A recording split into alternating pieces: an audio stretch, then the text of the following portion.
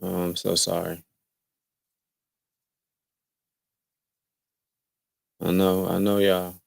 I know,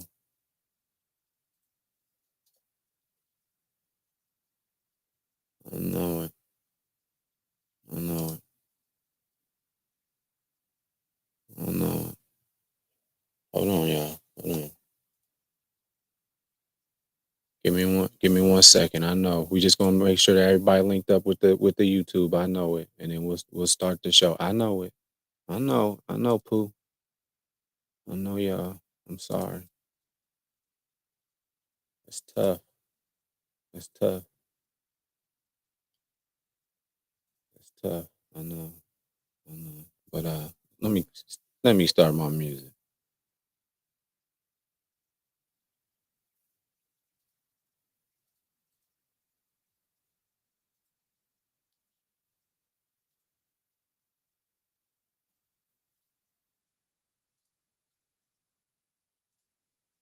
Oh, is do you hear me? Mm-hmm. With Unico Williams. That's right. It's your boy. Coming at you every single day as I love to do, especially on Baller Friday, because I love you. I'm so happy to, I'm just so happy to see everybody here today. Shout out to the folks on Facebook. Shout out to folks on Instagram. Shout out to everybody. I'm just so happy. Woo! So let's get started. Let's get started. Then cut the music. We can cut the music. Actually, it was never on because I didn't have the music metered, and we learned. We learned. Boston fans, it's Baller Friday. I understand how you feel. It's tough. It's very tough. Put my logo up here. We're on YouTube. Overall 99, not overall 99 media. We're on Unico Williams on YouTube right now. Shout out to the family. They over there on overall 99 media right now doing some wrestling stuff. So make sure that y'all get with them whenever y'all have the opportunity. Um Shout out to the people in the end. Shout out to the people that's coming in later on in the game. We appreciate you. We'll talk to you tomorrow. Give us your thoughts. Like, subscribe, comment, all that.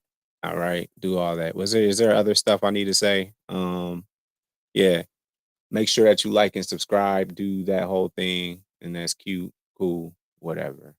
And obviously, like I said, we can go to UnicoWilliams.com if you want to listen, y'all. Miami takes game two. First two games.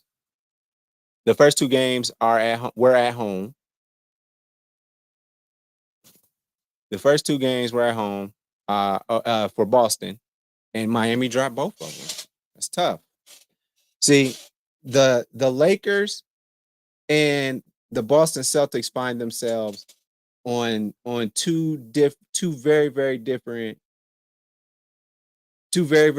paths. If that makes sense, they're on two very very different paths when it comes to momentum and your way that you could potentially get it back or the way that you don't get it back. It's that's they have two very very different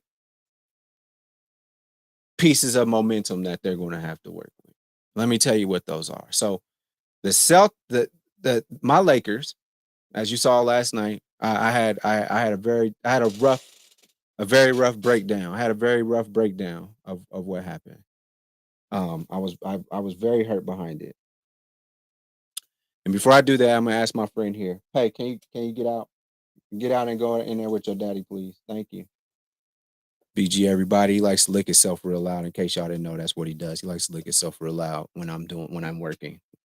Um, so Miami, they go to because you're already at the disadvantage because you don't have the home court advantage. So your job is to come in there and steal a game so that it's even in regards to if you can, even the odds in regards to home court advantage. So if you can go in there and just steal one, you're happy. Whereas the Lakers, okay, they're playing against a team on their court. So with that being said, then you can win at home. Now they're very close losses, very close wins, however you look at it. End of the day, as a Laker, you're like, well, at least I can go home. This is where it's different for Boston. Where it's different for Boston is that you're okay if you let a game slide. You're okay with that. But if you don't win any at home, and now Miami is going to their home, where they're slated to have the same mentality. Like if we expect to win both home games, but also if we let one slip, it's cool because we going out of here 3-1. We only need to win one game. After these 4 games are over, we only need to win one out of the next 3. You gotta like your chances there. Whereas, again, for Boston, that's a tough ask. The worst case scenario is that you lose the series completely, you get swept. The next step in the parade is that you still at least won, but you're down 3-1, and your chances are significantly lower because you're asking to win 3 games in a row against the same opponent. That's a tough ask. Not to mention, these have already been very, very close games anyhow.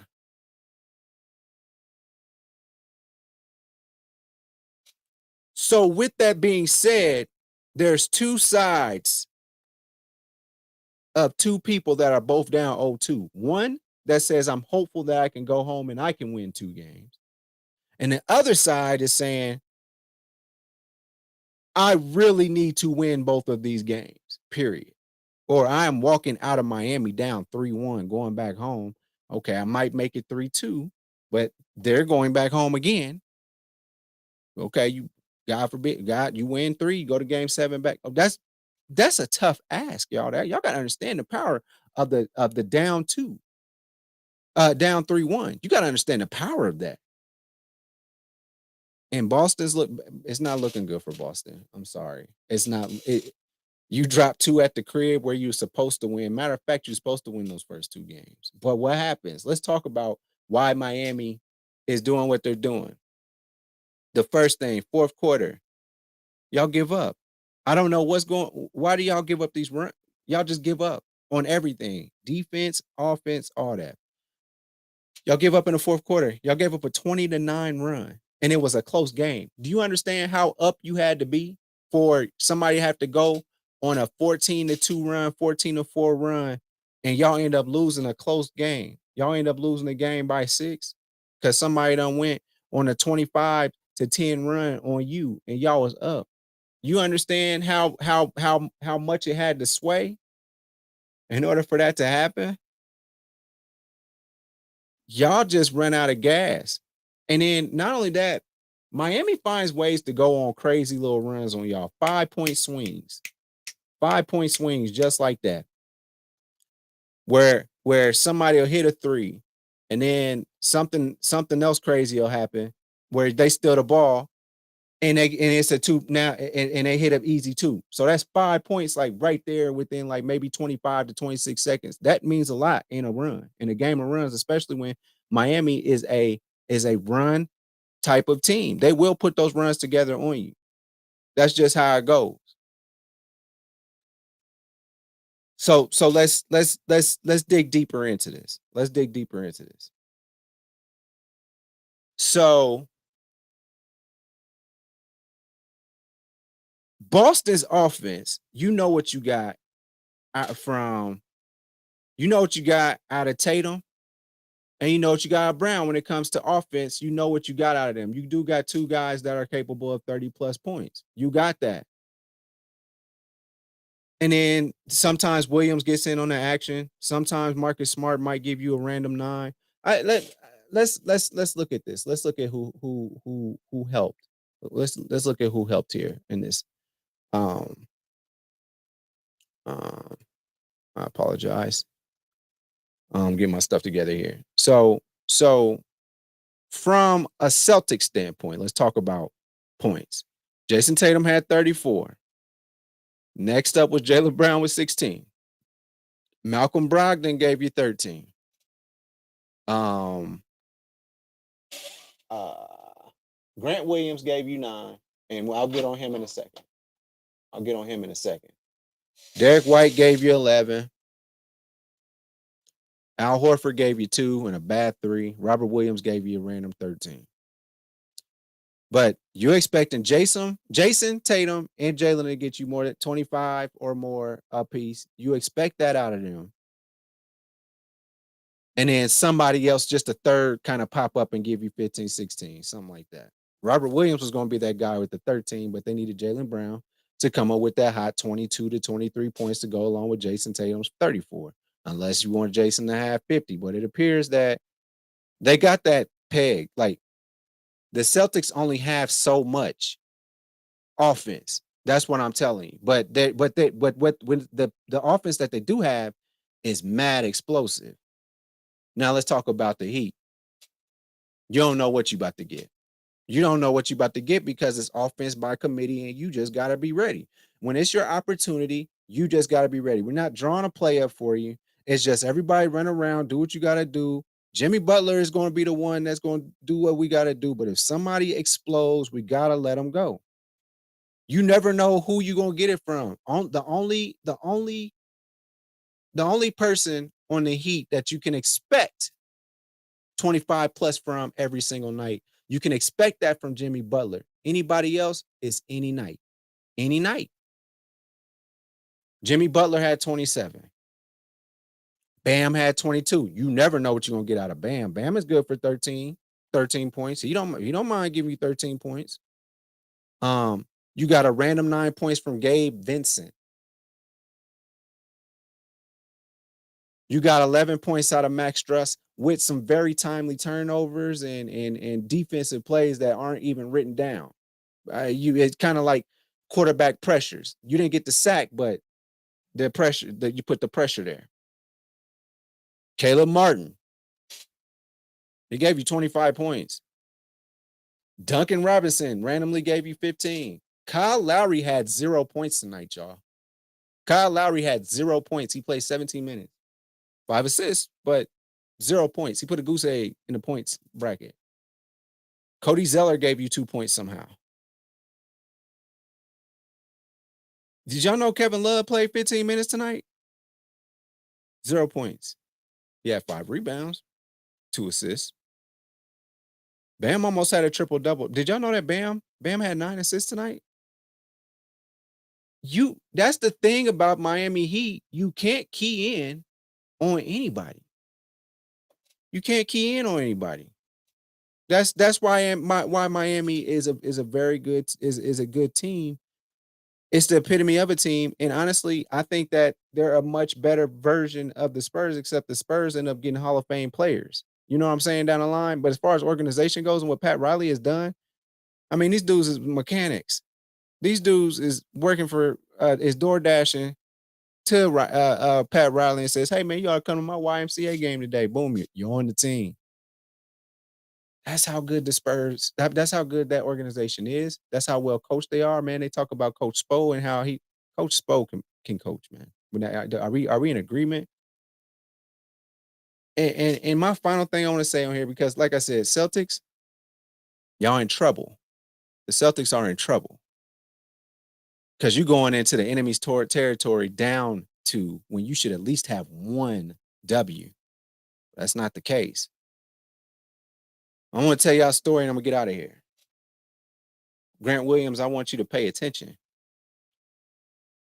When I was a kid in my neighborhood of Whiteley, the hood, if you will, it wasn't quite the hood. I lived a pretty solid life, man, but it's just predominantly black neighborhood. There was this dog. His name was JoJo. Man, JoJo was chained up to Mr. Johnny Grinstead's yard. And I go over throughout the summer, me and my homeboys riding our bikes, or we go hang out at my boy Michael Hawkins' crib. Get just close enough where he just barking in your face. JoJo, you ain't gonna do nothing. I'm up on JoJo, ain't I? I'm up on him. He can't do nothing to me. He chained up. Can't do nothing to me. But JoJo, one day, I got up on JoJo's ass, doing my daily routine, messing with him. Well, JoJo got turned loose one day. Man, I ran and jumped on top of this Cadillac so quick. He was nipping at my feet, man, and was barking at me the whole time. I know if he wanted to, he could have jumped on that. He could have jumped on that car and kept on going for it, but he didn't. I don't know. That's grace of God or something. You don't mess with the neighborhood dog like that, man. No, keep playing with that neighborhood dog if you want to. Keep poking at him. You gonna soon see what happened.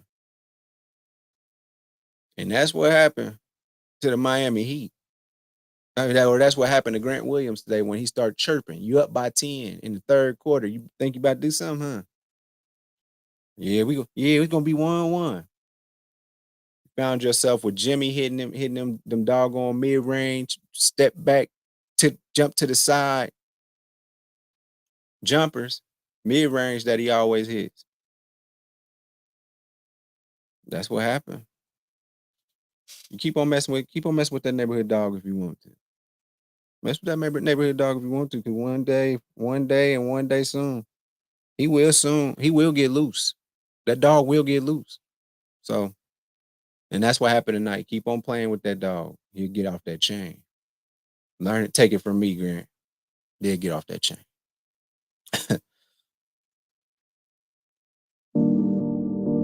Now, ladies, if you're looking for somebody that, get off the chain with you, then look no further than me. That's right. Go to christianmingle.com, look up our Swallow Me, and baby, I would just get off the chain. That's about it. Everything else gets into a hole. Anyway, you know the deal. Overall 99 Media, that is where me and the rest of the team are. You already know what we do.